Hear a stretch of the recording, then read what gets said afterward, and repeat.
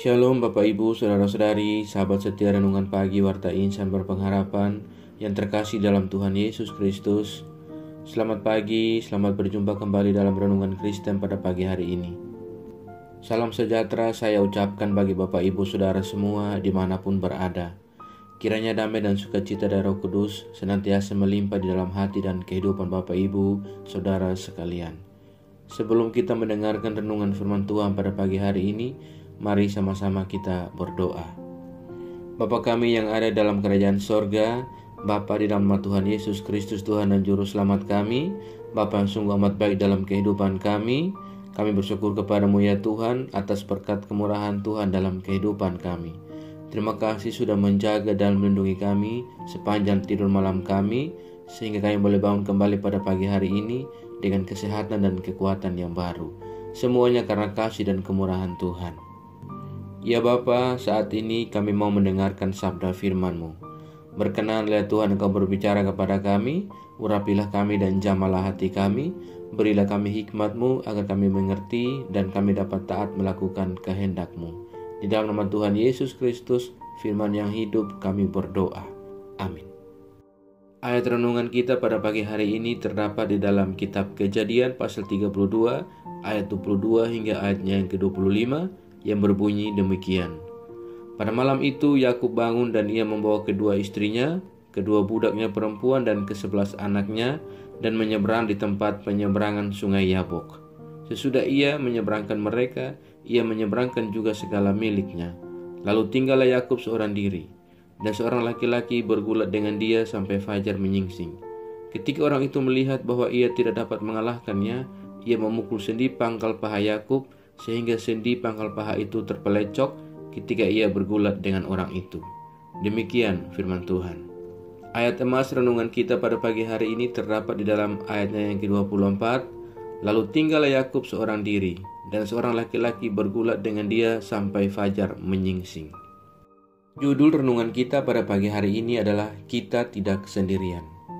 Bapak Ibu, Saudara-saudari, sahabat setia renungan pagi Warta Insan Berpengharapan yang terkasih dalam Tuhan Yesus Kristus, latar belakang kehidupan Yakub mungkin masih sangat segar dan tetap diingatan kita. Bagaimana Yakub mengambil hak kesulungan Esau hanya karena Esau menginginkan kacang merah buatan Yakub. Kemudian Yakub mendapatkan berkat ayahnya Ishak sebagai anak sulung yang seharusnya diterima oleh Esau. Maka dari itu Yakub akhirnya lari ke padang Aram karena Esau pun menaruh dendam atas Yakub. Esau belum memaafkan Yakub dan ia masih saja terus mengejar Yakub untuk melampiaskan kemarahan dan dendamnya. Sementara Yakub berusaha untuk membangun kehidupan yang baru, termasuk kehidupan berkeluarga di rumah Laban pamannya. Belasan tahun Yakub tinggal di rumah Laban. Yakub masih belum dapat menyelesaikan persoalan dengan kakaknya, dan kemudian Yakub berminat untuk melakukan perdamaian dengan Esau.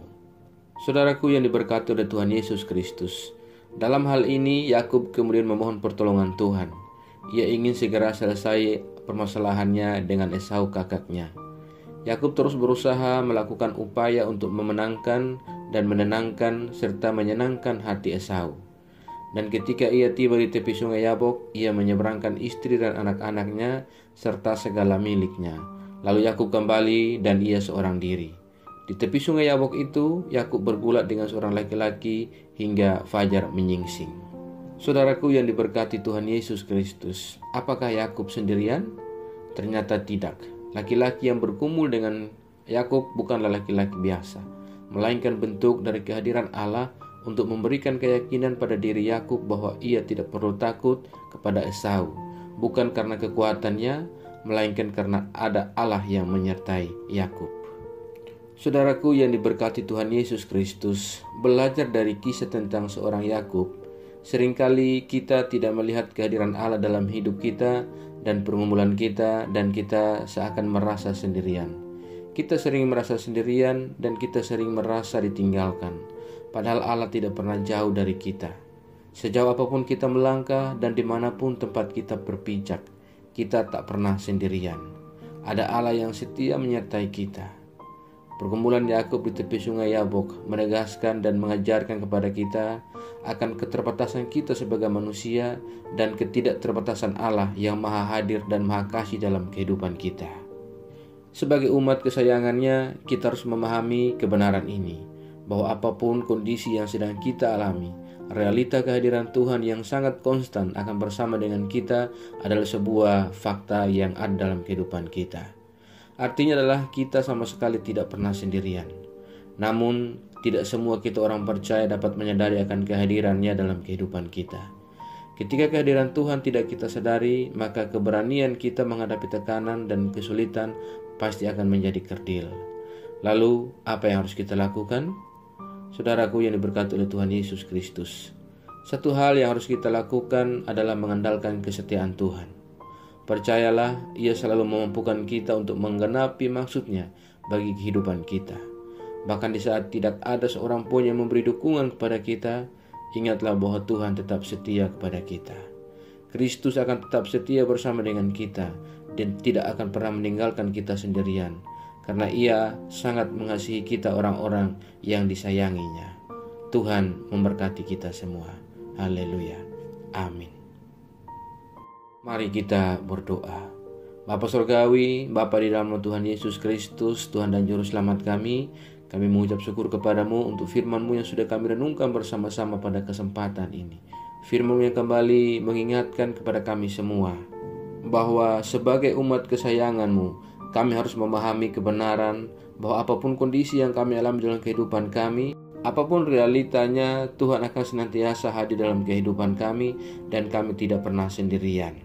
Ampuni kami ya Tuhan, karena kami sering tidak menyadari akan kehadiran Tuhan dalam kehidupan kami.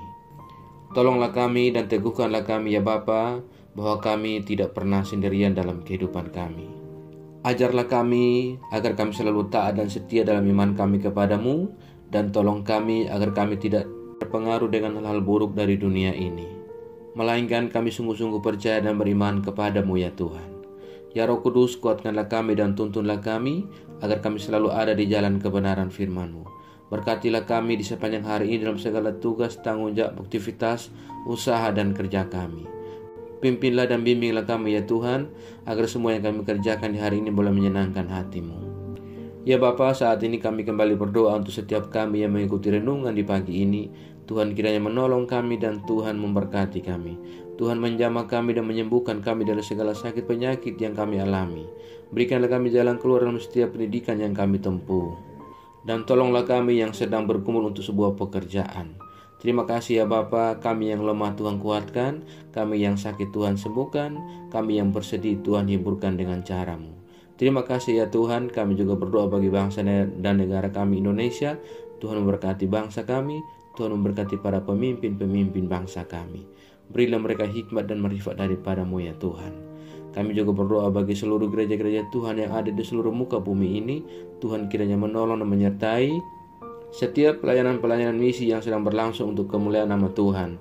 Tuhan kiranya menyertai dan memberkati. Tuhan perlengkapi kami semua umat-Mu dengan iman yang teguh, dan ajarlah kami agar kami senantiasa setia dan berpegang teguh kepada iman kami kepada Engkau ya Allah. Terima kasih ya Tuhan, jauhkanlah kami semua dari segala mara bahaya, dan tolong kami dalam menjalani kehidupan kami. Kami percayakan segala hidup dan pergumulan kami ke dalam tangan kuasa-Mu. Kami yakin dan percaya Engkau Tuhan yang baik, senantiasa menggenggam kami dan memimpin kami masuk ke dalam rencana-Mu yang indah dalam hidup kami. Di dalam nama Tuhan Yesus Kristus, kami sudah berdoa dan mengucap syukur kepada Bapa di sorga. Ya Tuhan, di dalam pengasihan-Mu kami memohon, dengarkanlah doa kami. Peliharalah kami semua dalam kasih Tuhan kami Yesus Kristus, yang adalah Tuhan dan Juru Selamat kami, yang telah mengajarkan kami doa agung yang sempurna. Kami ucapkan secara bersama-sama. Bapa kami yang di surga, dikuduskanlah nama-Mu, datanglah kerajaan-Mu, jadilah kehendak-Mu di bumi seperti di surga. Berikanlah kami pada hari ini makanan kami yang secukupnya, dan ampunilah kami akan kesalahan kami, seperti kami juga mengampuni orang yang bersalah kepada kami. Dan janganlah membawa kami dalam pencobaan, tetapi lepaskanlah kami daripada yang jahat. Karena Engkau mempunyai kerajaan, dan kuasa, dan kemuliaan, sampai selama-lamanya. Arahkanlah seluruh kehidupan kita kepada Tuhan dan terimalah berkat-Nya. Tuhan memberkati engkau dan melindungi engkau. Tuhan menyinari engkau dengan wajah-Nya yang kudus dan memberi engkau kasih karunia. Tuhan menghadapkan wajah-Nya kepada engkau dan memberi engkau damai sejahtera. Berkat anugerah dari Bapa Surgawi, cinta kasih karunia dari Tuhan Yesus Kristus, di dalam persekutuan dan penghiburan Roh Kudus, menyertai kita semua dari sekarang ini dan kekal sampai selama-lamanya. Haleluya. Amin. Selamat pagi dan selamat beraktivitas di hari ini bagi Bapak, Ibu, Saudara semua. Tuhan Yesus memberkati. Sampai jumpa di renungan berikutnya. Shalom.